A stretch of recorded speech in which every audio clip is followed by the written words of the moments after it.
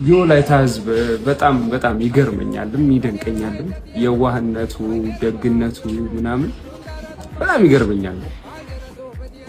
አሁን ሰሞኑን ለአዶና እያደረጉ ያለውን ነገር እያየሁኝ ነውና የሆነ ጊዜ ላይ ኢቢኤስ ቴሌቪዥን በነበርኩበት ታይም እዛ ወላይታ ገብተን ብዙ ፎቶዎችን ለማሳየት ሞክረን ነበር። እዛ አካባቢ ያሉ የቱሪስት ዴስቲኔሽኖችን ምናምንና በጣም በቃ ለምትሰሩት ነገር ለምታደርጉት ነገር ክብር የሚሰጥ ህዝብ ነው።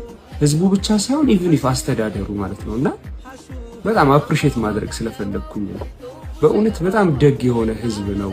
በጣም ነው ደስ ያለኝ አዶናይን በዚህ ልክ ሲያከብሩት ሳይ በጣም ነው ደስ ያለኝ። ብዙዎች ቱሪዝም የማይገባቸው የቱሪዝም ጥቅም የማይገባቸው አንዳንድ ቦታዎች ላይ ደውለን ራሱ ቦታዎችን ለማሳየት የምናጣቸው ሰዎች አሉ።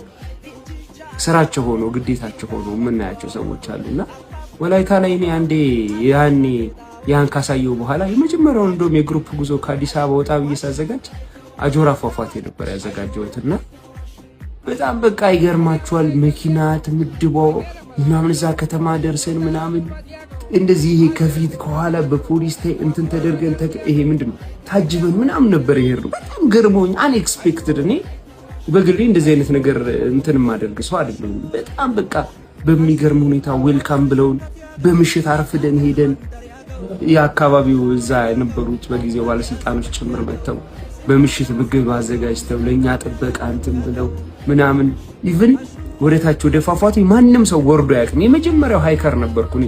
ወደታች ሲወርድ ደረጃ ተሰርቶልኝ ምናምን እና በጣም ሰው ማክበር የሚያውቁ ሰው የሚወዱና ደግ የሆነ ህዝብ ነው። በጣም ደስ ስላለኝ ይሄን ኤክስፒሪየንስ ልንገራችሁ ብዬ ነው።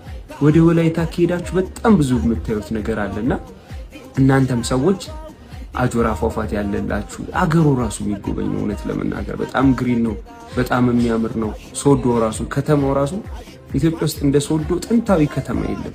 ምናልባት አክሱም ምናምን ትሉኝ ትችላላችሁ፣ ግን ሶዶ እዛ ተራራው ላይ በበረዶ ዘመን የዛሬ 14000 ዓመት ምናምን አካባቢ የነበረ ዋሻ አላቸውና በጣም ጥንታዊ የሆኑ ብዙ ነገሮች አሏት። ያልተነካች ያልተዳሰሰች ያልታየች ሀገር ነች። በንብ ይዋጋ የነበረው የካወጦና ሀገር ነው። ብዙ ሊነገርለት የሚገባ ሀገር ነውና በጣም ሰው መውደዳቸው ሰው ማክበራቸው በዚህ ልክ አስደስቶኝ ይሄንን ስሜቴን ሼር ላድርጋችሁ ብዬ ነው። በብዙ ደግሞ ወደፊት ወላይታን አሳያችኋለሁ ብዬ አስባለሁ። የወላይታ ሰዎች በእውነት በጣም የምትገርሙ ደግ የዋህ ሰዎች ናቸው። እንወዳችኋለን። ኑሩልን። የወላይታ ህዝብ በጣም ይገርመኛልም ይደንቀኛልም። የዋህነቱ ደግነቱ ምናምን በጣም